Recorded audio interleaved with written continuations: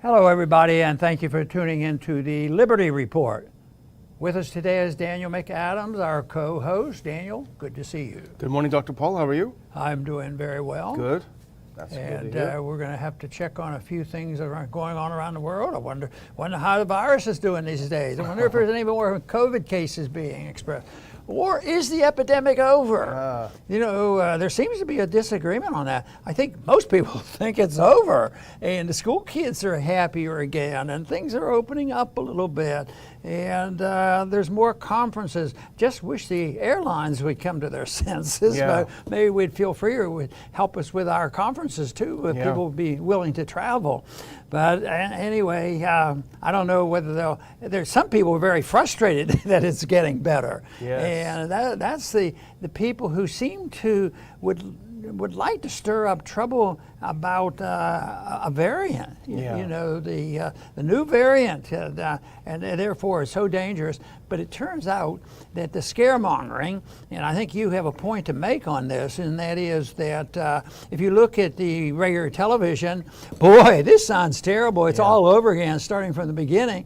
But then if you talk to a scientist, somebody that's looking at sciences, in the real sense of the word, they say this is not a big deal to have a variant. It's pretty normal, and it's a lot of scaremongering going on because I think somebody's special interests are being challenged. And of course, we've talked about that special interest for a year or two, and there's a lot of people that make money off this, and there's politicians who build careers on it.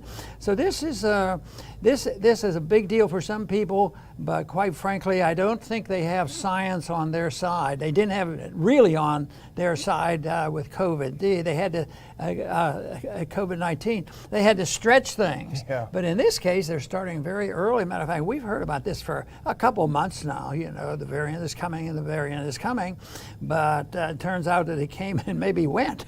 So, and if that's the case, people should relax a little bit.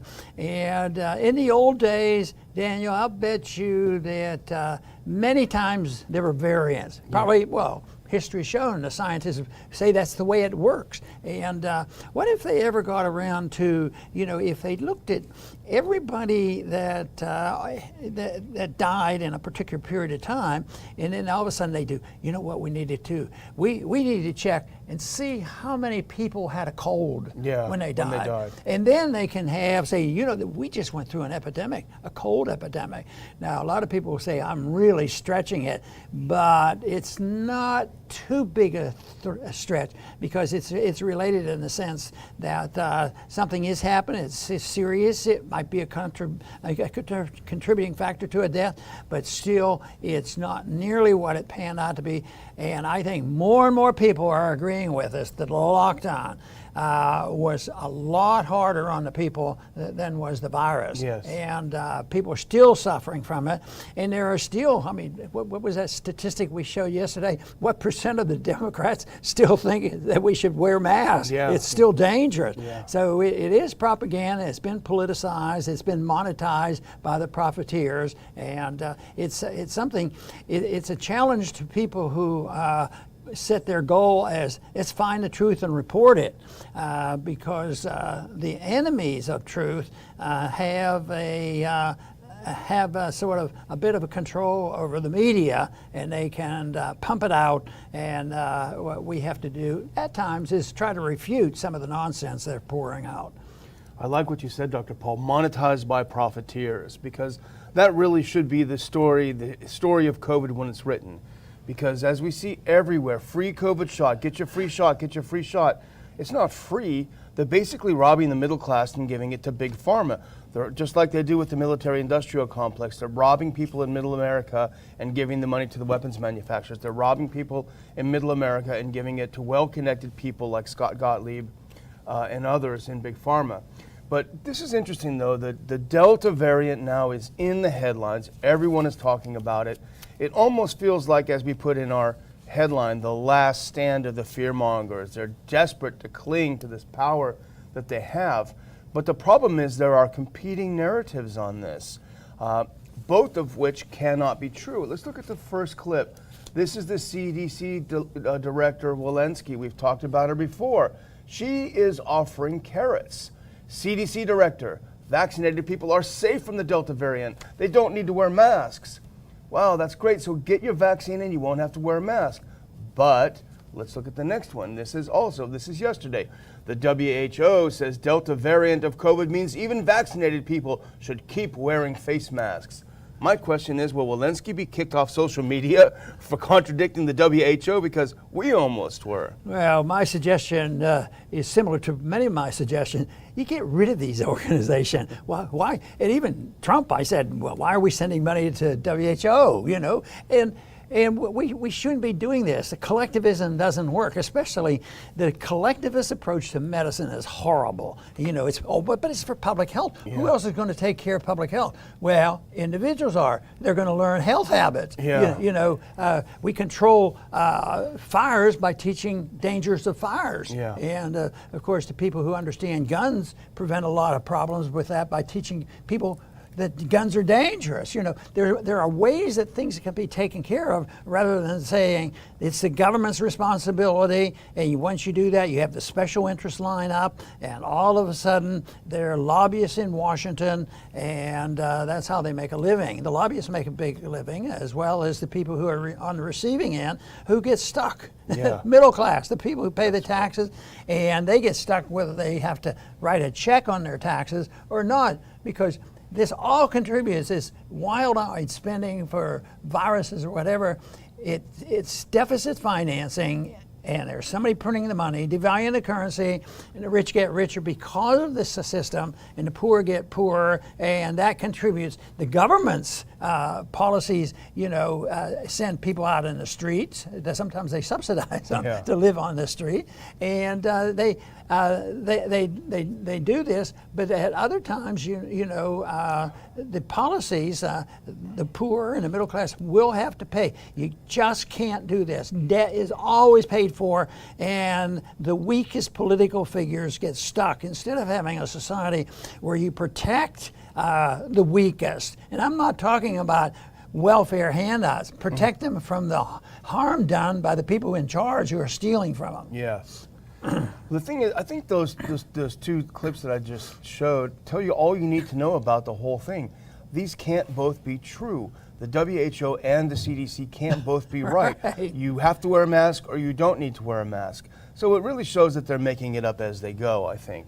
But interestingly, it seems that the U.S. officials are pushing the shot more than anything else. And let's look at this next one.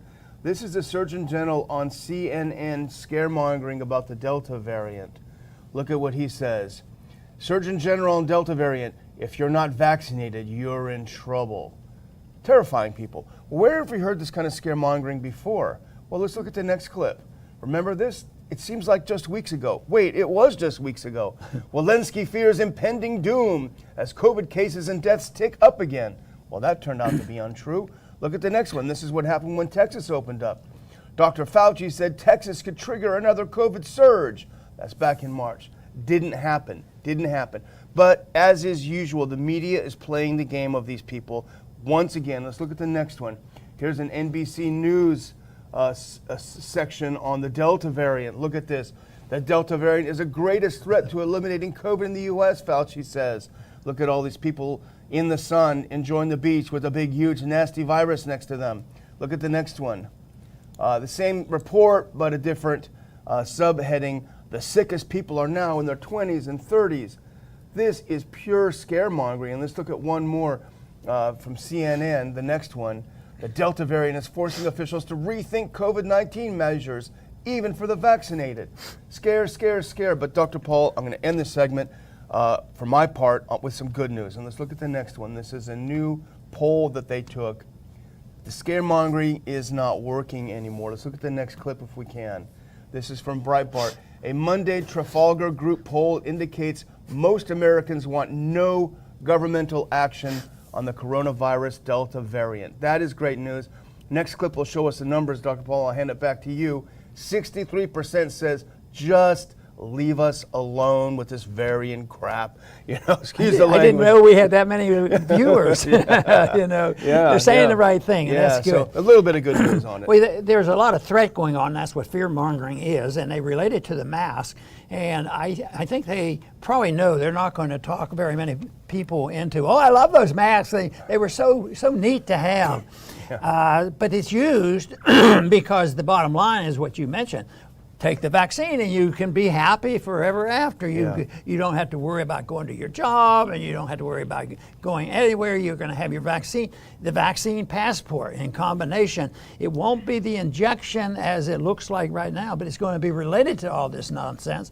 And that is, if you get your vaccination and you get the government certificate, if you have natural immunity, that doesn't count. Even if I believe it's better. If I had a choice between the two, I know which one I'd want. So even if it's better, it's still, that won't get you into a certain, baseball games and other things, because they will use this to regulate. And it's this passport thing, and it comes together with a combination effort of big business and big government, and it's a fascist type of thing. I saw one person, and not too inaccurately, said this is sort of the Mussolini approach, to it, because there is always a threat. But then again, we see people resisting, and that is good news, that people are resisting, and now we have a year. Do you want to just redo all last year? Now that so many things have been proven, especially on this variant. Some of the things, because it spreads, they think that's the end of the world. Well, because it spreads, it's benign. Yes. They don't even measure it. So anyway, we'll go on to our... Actually, I had one little one little number, sorry. Because I just wanted to show, because of all the hype, you'd think that the numbers are really ticking up. But let's look at the next clip. These are the daily new cases in the U.S. There's not a dramatic Delta variant, and of course this could change tomorrow, but as we're looking at the trends, it's not. And in fact, in the UK, let's look at the next one. Here's a good point by a British doctor. This is the Delta variant in the UK. Look at the numbers, Dr. Paul. This is the big scare. And he makes a good point, this doctor. He says cases are rising, but deaths are not rising proportionally.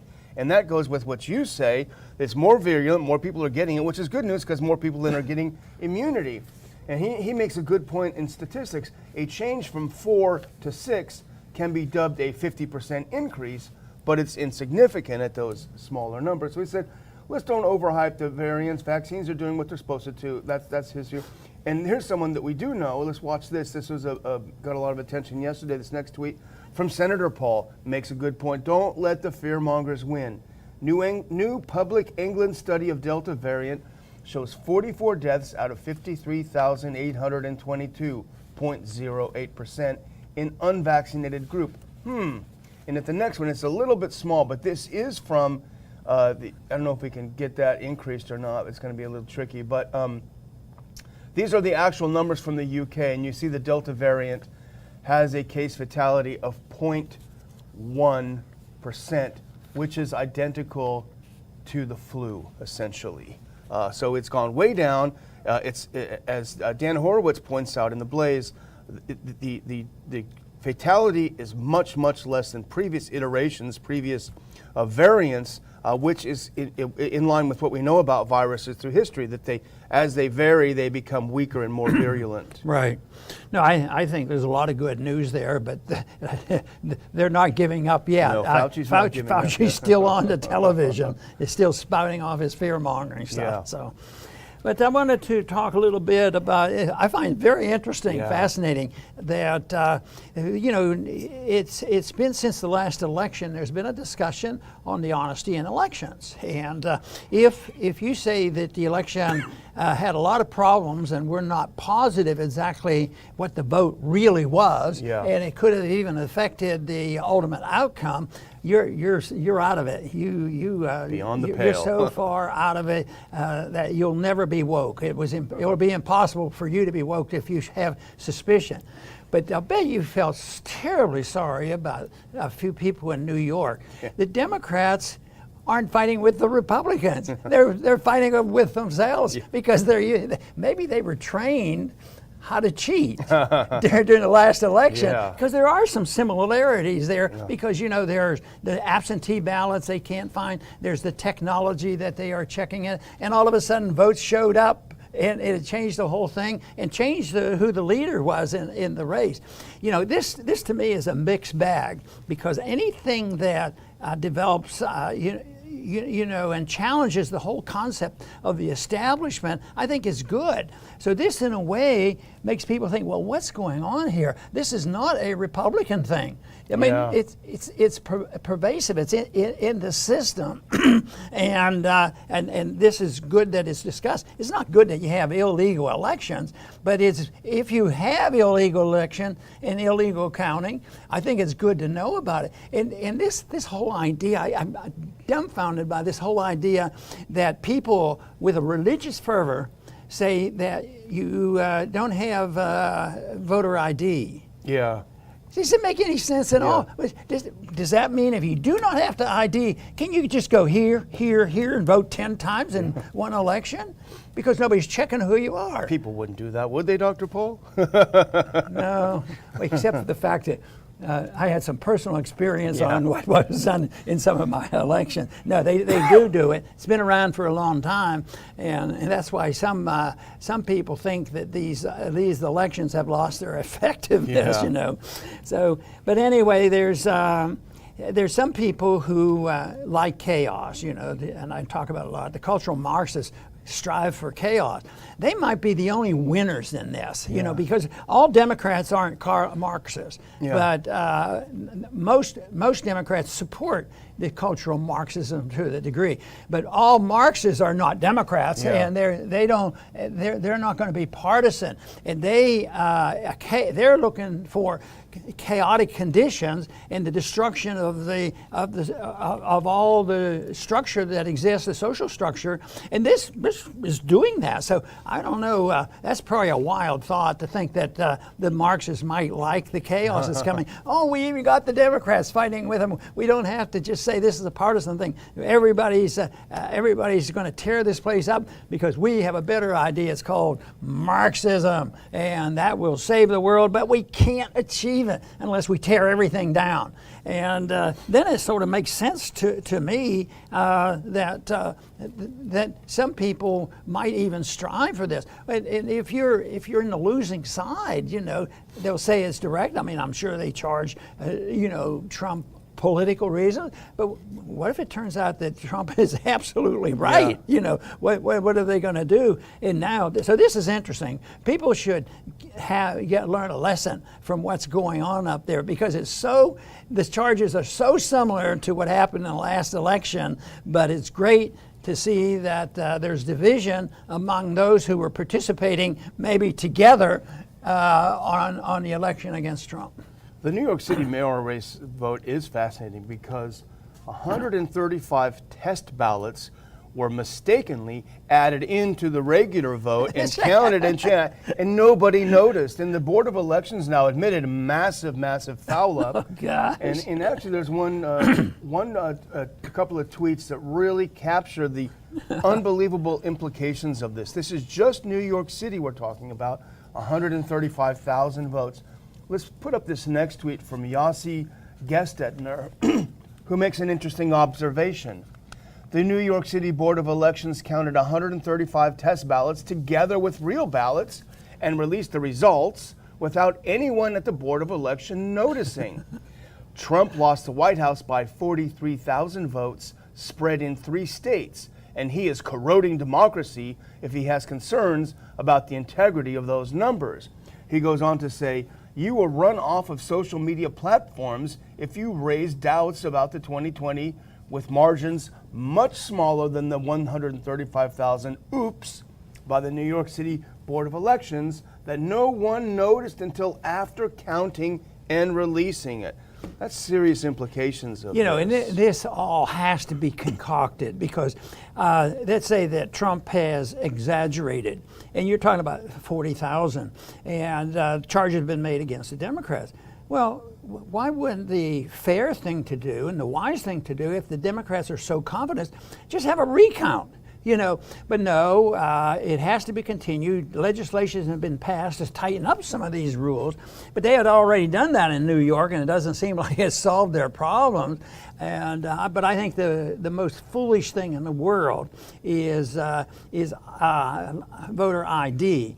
But you know why we shouldn't be saying this, because they label us. If you're for voter ID against or you want a voter ID, then you're a racist. Yeah. Well, who's the racist then? Exactly. What does that mean? Does that mean that the minority can't do any better? That he has to be controlled more? Somehow No. African Americans don't have IDs.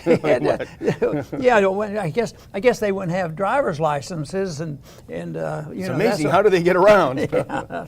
So, but I think it's real interesting. I think this is going to be in the news. Maybe it'll be in the news as long as the Trump election will be in the news. But I think overall there's more people out there. I just wished that it would be less partisan. This is one time when I think coming together on this and agreeing on honesty. But that's a major leap for our society. It's coming together because of looking for honesty in election. That should be agreed upon pretty easily. Yes, it's not tough. Well, the last one is a story that we continue to follow because I think it's one of the most important stories of our time, and that is to continue to debunk the false narrative that there was an insurrection on January 6th in D.C. And this is from the Gateway Pundit from yesterday, and it is really interesting. It says everything you need to know about this witch hunt. Let's put up that next clip. FBI arrests 69-year-old LA woman for entering U.S. Capitol without lawful authority, but police post a photo in her case packet of Capitol Police holding the door for her. Her name is Lois Lynn McNichol. She was charged with knowingly entering or remaining in any restricted building or grounds without lawful entry and violent entry and disorderly conduct on Capitol grounds. Sounds terrible. The FBI spent untold thousands and maybe more dollars tracking her, stalking her, looking at, staking her out, finally arresting this terrible, terrible criminal, except the photo they're talking about, Dr. Paul, let's show that next clip. It's amazing. Here she is. She's got a California flag on her back. There's other photos showing her front, and that is her. And if you see the two people there holding the door open, they are U.S. Capitol Hill police officers. How can she be violently entering the building when these guys are holding the door open for her? But it will not stop them. They have no shame. Yeah. They will still talk about the insurrection, and here's the insurrectionist. We have proof of it right there. And they also have nobody with a gun, and they're going to take over the country. And Biden, of course, thinks, though, that they're going to have trouble because he has F-35s and he has all the Air Force and an atomic weapon. So that's not going to happen. But no, this is, I think this is amazing that's coming out. But do you happen to know who posted the photo? I didn't know whether they were referring to the Washington Post. Do you think? No, that was in the packet, the arresting packet. All of the evidence against this woman, they inadvertently included a photograph of the cops opening the door for her. So in their own packet of bill of particulars against this woman, they have looks like exculpatory evidence. But the Democrats have access to those tapes, and they're what, thousands and thousands. 14,000 hours. How many? 14,000 hours. And so they can pick and choose what will fit the scenario of an insurrection. But the whole thing is if you were looking for honesty and fairness, both sides should get a look at the films. Yeah. But no, the people who oppose it, they're not allowed to look at the FBI file. Well, the Republicans have simply just been silent, with very few exceptions. I think Ron Johnson has made some stink about it, but they just simply don't care. They don't want to be tarred and feathered as these evil insurrectionists, and it's just amazing. This is a 69-year-old woman. She works for the LA School District. Her life is ruined now. You can imagine she's now sitting in jail. I'm sure she's lost her job. She probably doesn't have a lot of money stowed away. So she's in terrible shape. Nobody speaking up for these people. Yeah. Nobody. Some days I think about who the president of Switzerland is, and maybe there's some lessons we could learn from that. Well, my closing statement, Dr. Paul, I've got some good news for you. If you're going to go out and get your passport updated, thanks to Antony Blinken, our Secretary of State, you can put anything you want on your gender now. It's a great improvement. He just put out a press release. The State Department is upgrading. Immediately, we'll be updating our procedures to allow applicants to self-select their gender as M or F and no longer require medical certification if an applicant's self-selected gender does not match the gender on their citizenship or identity documents. And they're going to start adding a gender marker for non-binary, intersex, gender non-conforming persons applying for a passport. So you can be anything you want. It doesn't have to comport with reality and still get your passport. It's still going to be a problem. You know, the big problem we already know about, but it's narrowed down to just two genders because they're arguing biologically males are doing very well in women's sports. and people can see that and they know about it, and that's where they probably ought to concentrate.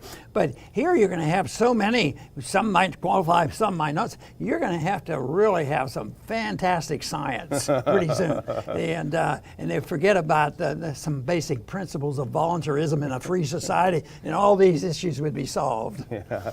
So anyway, that's all I've got. Tomorrow we're going to have, unless we have a tragedy, we're going to have our tickets for sale for the conference. I know I haven't updated it in a few days. We're doing a lot of stuff behind the scenes. We've got some great announcements of terrific speakers. It's going to be a great event. Washington, D.C., September 4th. Mark your calendars. If you've not already done so, more info tomorrow. I hope this is the strong signal that the epidemic is over. It should never have existed to the degree it has. So this is good news that you're getting back to normalcy to a certain degree. But then we also pointed out that they're always nibbling away. There's another virus coming, and there's a passport coming, and this sort of nonsense. But I think the message that overreach by government is a very strong message, and people have heard about it. And let's just hope that the people who are saying enough is enough are people who never thought about it, and they were forced to think about it, because those of us in the camp of libertarian, constitutionalists, and conservatives, and I think they've been with us basically. But I think that when they hear these stories, like even this New York City election story, this is good stuff to hopefully wake up. But still, you know, there's so much strong partisanship, so much money involved, and all the nonsense that go on. And the scaremongering, the control of the scaremongering is still pretty strong. And the nerve that a person like Fauci has and WHO people have in trying to have some of this scaremongering stuff to keep frightening people and making sure that, you know, get your vaccine right now, like I mentioned in the program today, it's get your vaccine, take the shot, or your freedoms are going to be restricted. Well, people need to realize the bottom line is you don't want any of that. You don't need the government to tell you what you ought to do to stay healthy. And matter of fact, if you had the opportunity, it wouldn't cost very much money. We saw pictures during the epidemic about why there would be some individuals walking by themselves on the beach with a face mask on.